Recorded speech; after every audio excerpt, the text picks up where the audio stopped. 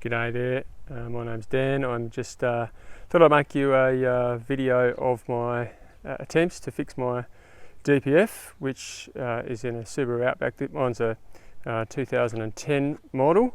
You see it there.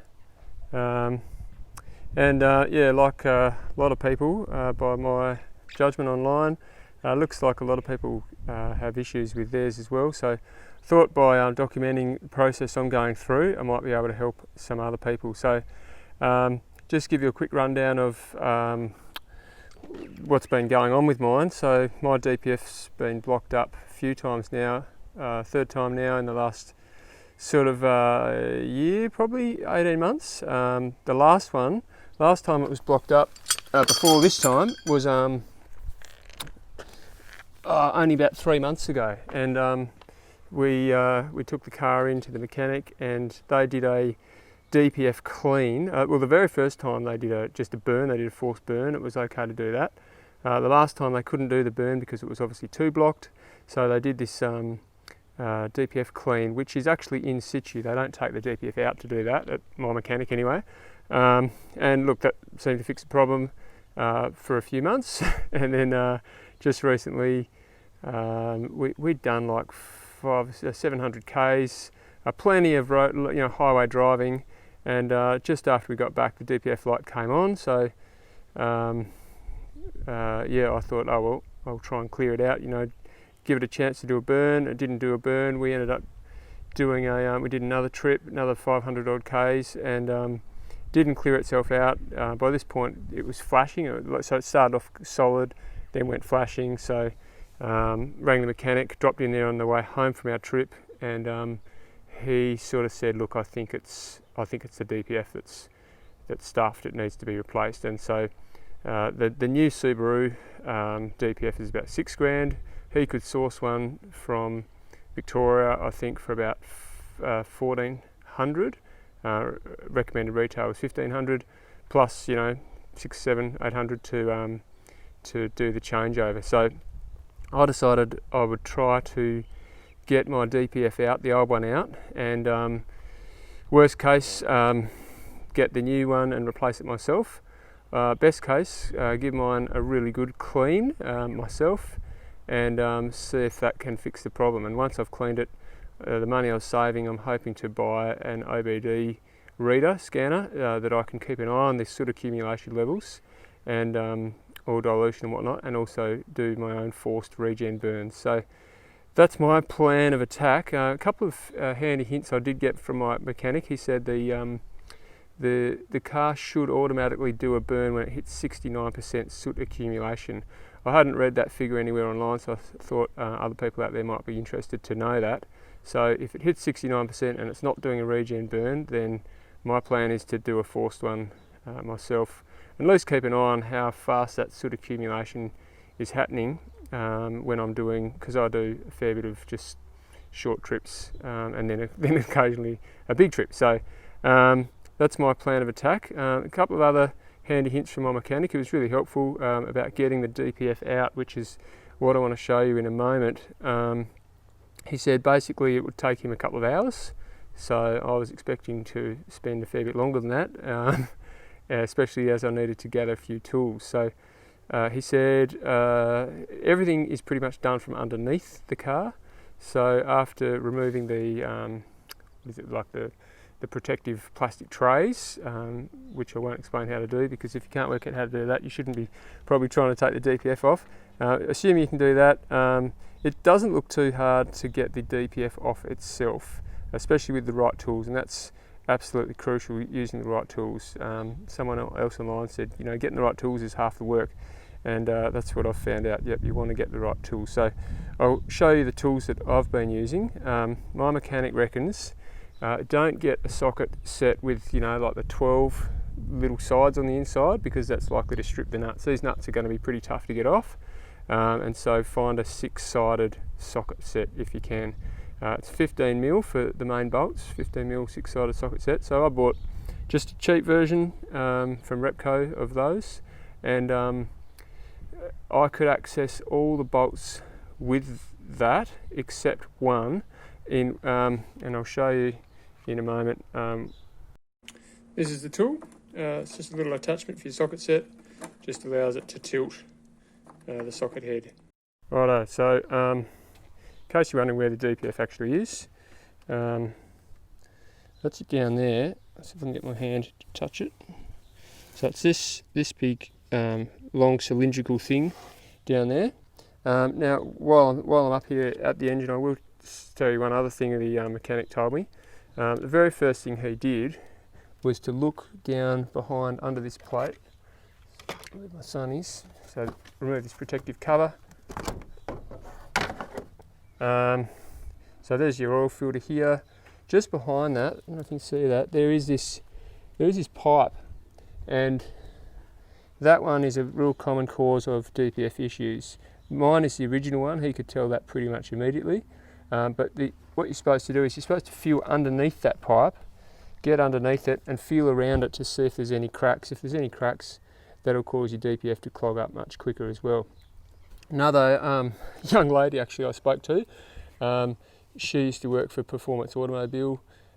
She reckons that she said every second service they would do an upper engine clean, and that would help reduce the chances or likelihood of DPFs clogging up. So that's something I'm going to do in future, but I'll show you how to access this DPF. So again, looking down, you can see, I'll just point out a couple of things while I'm here.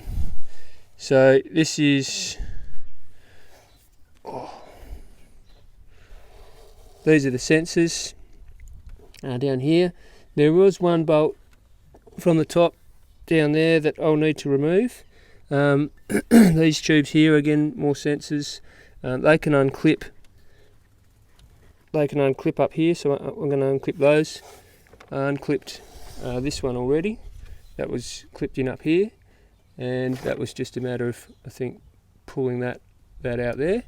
But yeah, as I said, most of the main bolts are underneath, so I'll show you what it looks like down there.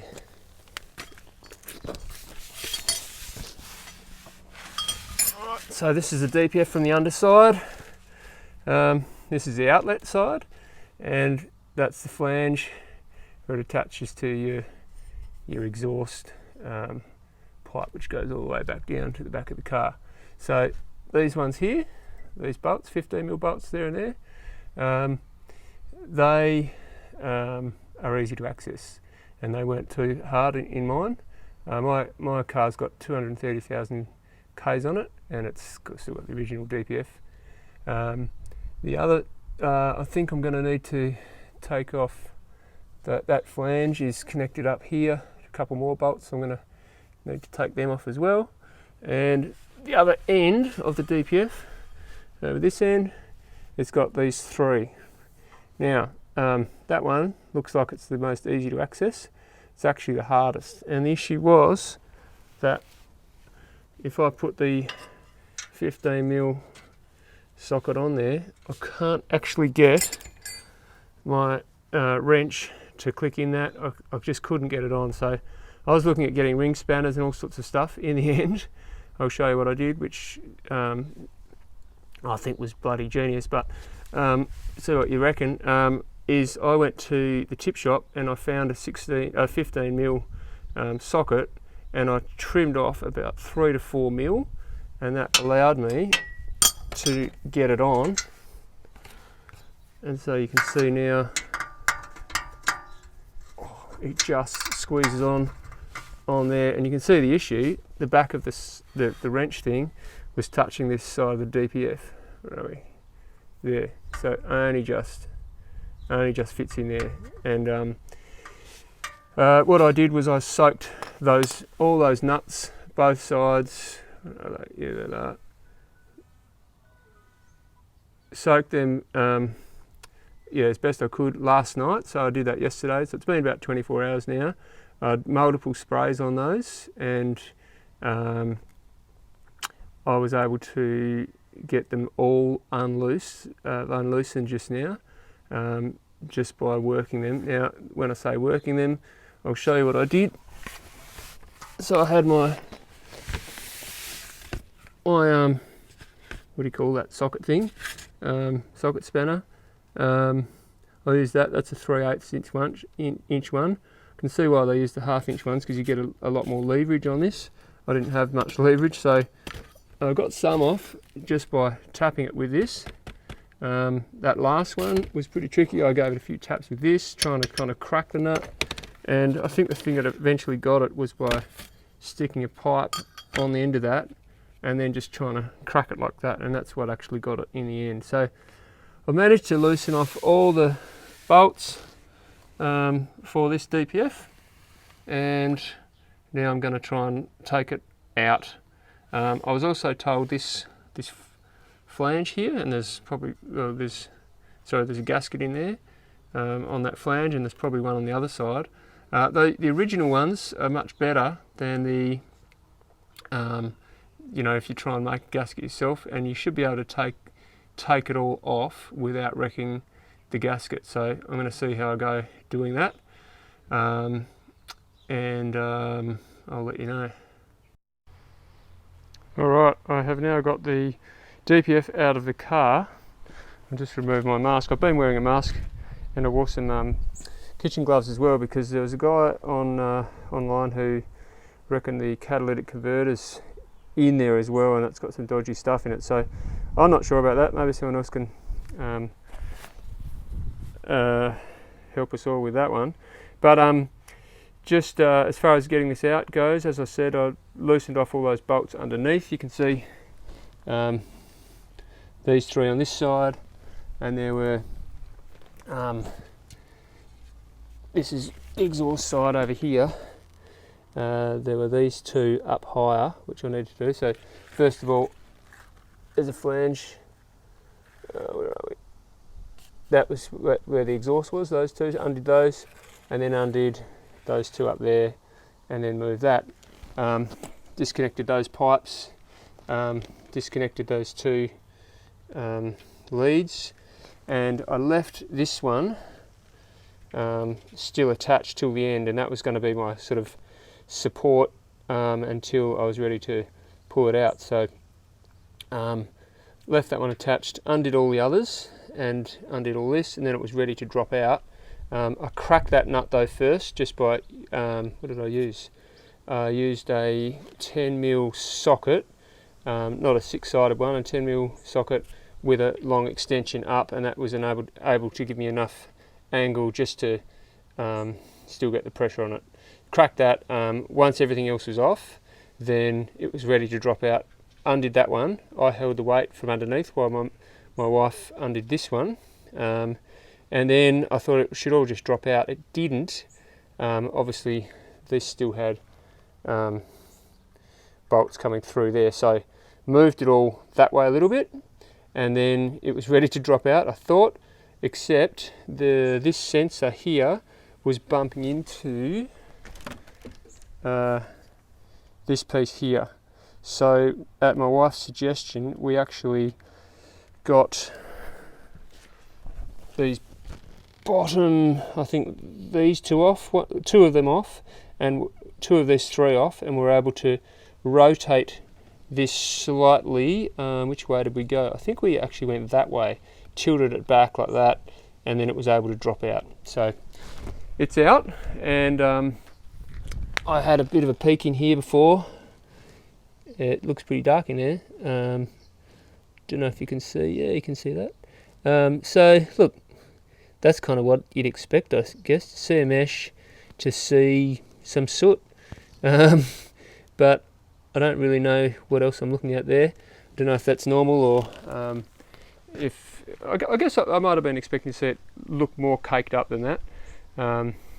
But that's, you can't see anything the other side, obviously, because of that, the curve on that. But obviously, because this is the outlet, the exhaust, I'm going to be trying to get a pressure washer into there. Just tilt it up. There's the gasket, you can see, still in good condition, so I'll be able to reuse that. I'm going to try and get a pressure washer into there, sort of to go around the corner, and blow it backwards through the DPF to try and clean it out. Now that's my first thing I'm going to try. blasting it out with the pressure washer. But I was speaking to this young girl who had a bit of experience with these, and she reckoned that oven cleaner is also worth trying. Some people, well, one person said, "Oh, you don't know if it's going to wreck anything in there." I might see if I can confirm whether or not it does have a catalytic converter in there. But she's a mechanic, and she's a young one, but she's a mechanic, and she would probably know. So I'll probably try that as well. I was sort of thinking, to chuck the oven cleaner in there, give it another pressure wash, maybe put the oven cleaner in overnight. So I'll keep you updated on how all that goes. So a bit of an update on my attempts to clean my DPF. This is the DPF out of the car. I've strapped it onto a piece of wood with some duct tape, gaffer tape, and put it in this bucket. And I've tried numerous chemicals to try to dissolve the soot and the ash out of it. So I started off by putting a whole can of oven cleaner down through this side. So this is trying to flush it through backwards. Left that there overnight. Didn't seem to do much, and when I say it didn't seem to do much, my kind of litmus test for testing whether or not it has cleaned the DPF is to fill up here with water, and if it drains straight through really quickly, I figure it's pretty clear. But if it just sits in the top and it sloshes around the top for ages and slowly works its way through, I figure, well, there's not a whole lot of gaps in the DPF for that water to get through. So oven cleaner first, then what did I try? I tried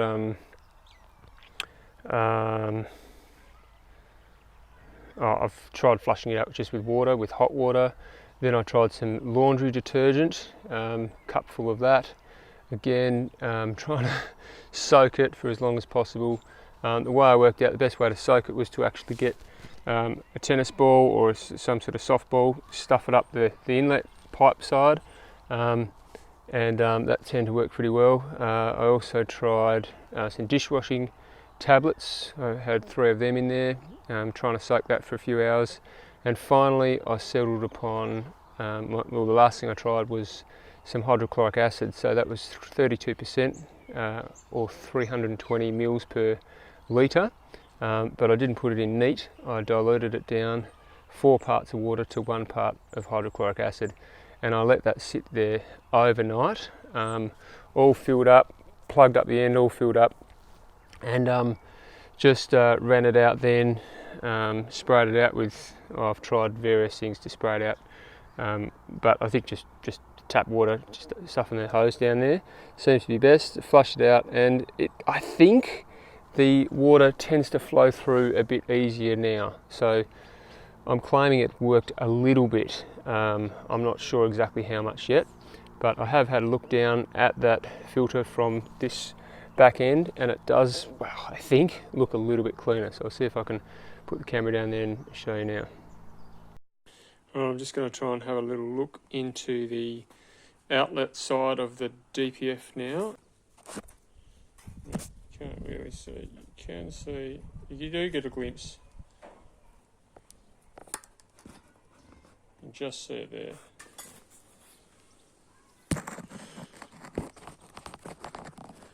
Certainly much clearer from this end. I think. Doesn't look blocked anyway. Update time. I've put the DPF back in, and I plugged it into an OBD scanner, and it's telling me that, well, it told me that the soot accumulation ratio was about 3%. So I was pretty stoked with that.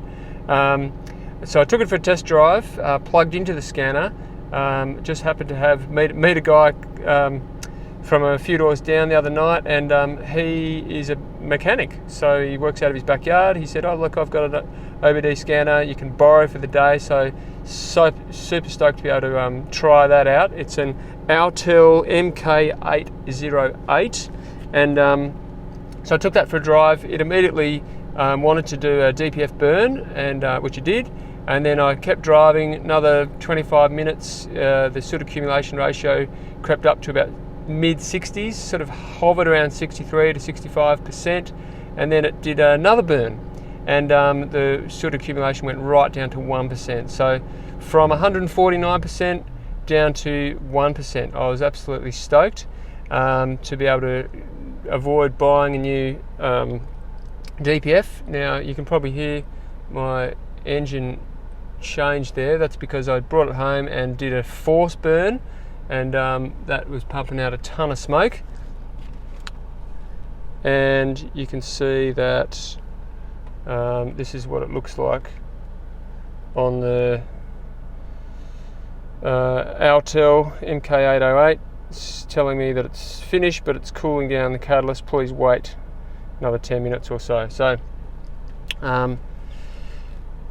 pretty stoked with that result. What else can I tell you? Putting the DPF back in, a little bit tricky. Helpful to have someone kind of take a bit of weight from above. Well, last instalment of this video, I am happy to report that I've been able to manage the DPF situation for a couple of months now, and that's with the help of an OBD2 scanner that I got hold of, a really cheap one, and I can monitor the soot accumulation on my phone in the car while I'm driving. So I'll make a video of that soon, and I'll upload it for anyone who's interested. Cheers, I hope this video has been really helpful. Catch you later.